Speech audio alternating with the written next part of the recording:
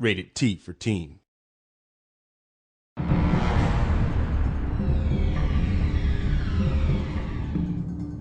two protagonists in the game are the scorpion and the tarantula, and these were chosen because they have natural weapons.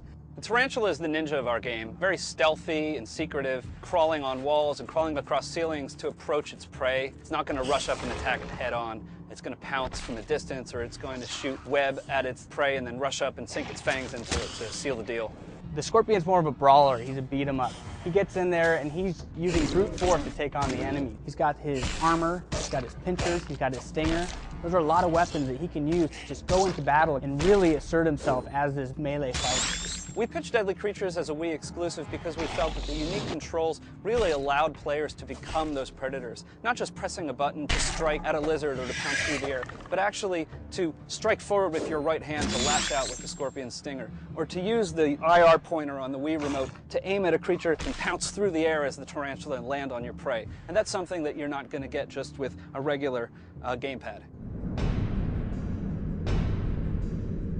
The tarantula's got a wide range of attacks and abilities. Your basic movements with the analog stick, not just to crawl across the ground, but also up vertical surfaces and later along the ceilings as well. All your strikes are done with the right hand. You're going to lash out with the Wii remote, or you're going to use combos with both controllers to jump into the air and deliver jump strikes. Later we bring the IR pointer into it as well. You start aiming at a creature and then release and leap through the air to deliver a stealth pounce, or you can fire a glob of sticky silk at an enemy and trap it and stop it there so that you can run up and deliver a powerful strike. And later we give you the ability to even use that silk to fly through the air and web jump from place to place and uncover new areas that you couldn't get to before. So it's a really wide range of controls using every facet of the Wii.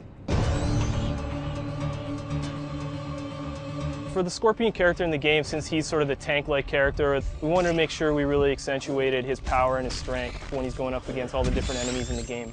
The Scorpion uses a mixture of buttons and motion controls. The buttons are for quick jabs using the pincers, while the motion controls are for his heavy attacks, where he injects venom, where he rips the wings off of enemies, where he pounds them into the ground.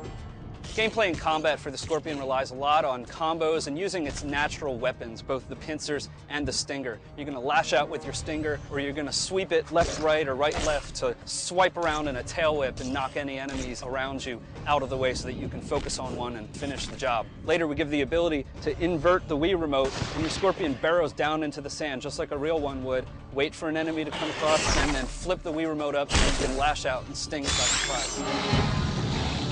These creatures at their size, they're very powerful. We took inspiration from monster movies and from horror movies to try and convey the sense of brutality in the depths of combat. We've combined all of these elements to create a very unique gameplay experience and a really rich world that you haven't seen before on any console.